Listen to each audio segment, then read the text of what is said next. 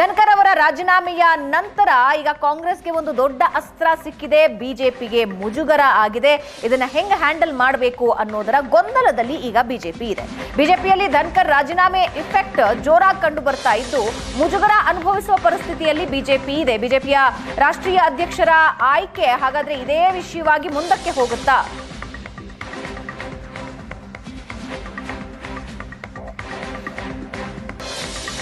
ಮೂರ್ನಾಲ್ಕು ಥಿಯರಿಗಳನ್ನ ಮಾತಾಡ್ತಾ ಇದ್ದಾರೆ ಕಾಂಗ್ರೆಸ್ ಮತ್ತು ಇತರ ವಿರೋಧ ಪಕ್ಷಗಳು. ಧನ್ಕರ್ ಅವರ ರಾಜೀನಾಮೆ ಯಾಕಾಯಿತು? ಅದಕ್ಕೂ 12 ದಿನಗಳ ಮುಂಚೆ ಧನ್ಕರ್ ಕೊಟ್ಟ ಹೇಳಿಕೆ,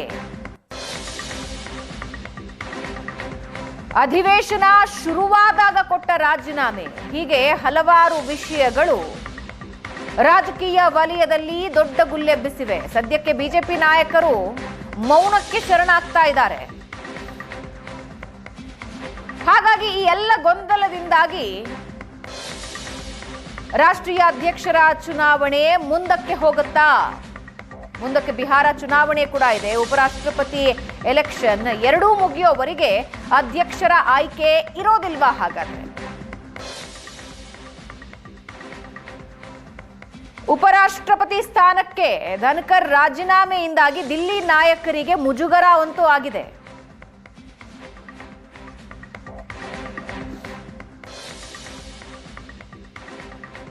ರಾಜೀನಾಮೆಯಿಂದಾಗಿ ಮೋದಿ ಒತ್ತಡಕ್ಕೊಳಗಾದ್ರ?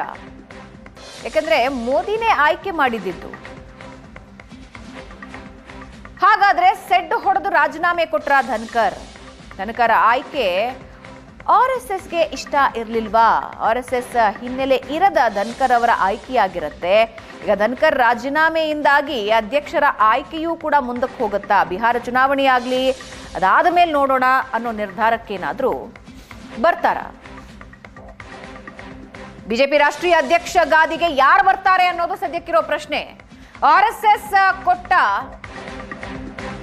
ಹೆಸರು ಮೋದಿಗೆ ಒಪ್ಪಿಗೆ ಇಲ್ಲ, ಮೋದಿ ಕೊಟ್ಟ ಹೆಸರು RSSಗೆ ಒಪ್ಪಿಗೆ ಇಲ್ಲ.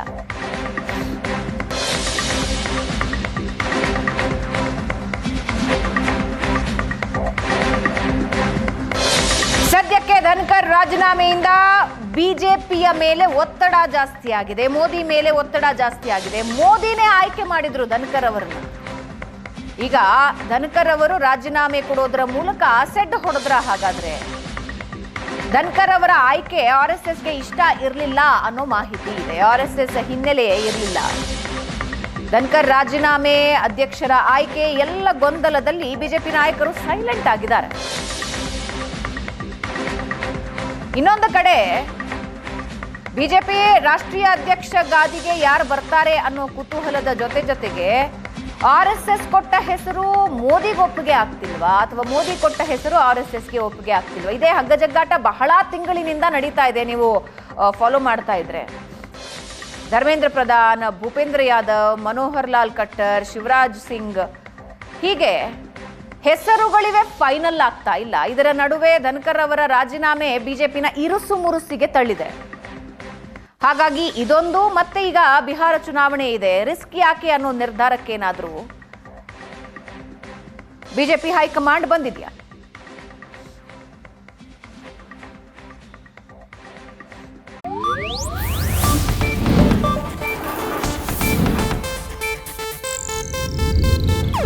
ಇದು ಏಷ್ಯಾನೆಟ್ ನ್ಯೂಸ್ ನೆಟ್ವರ್ಕ್ ಪ್ರಸ್ತುತಿ.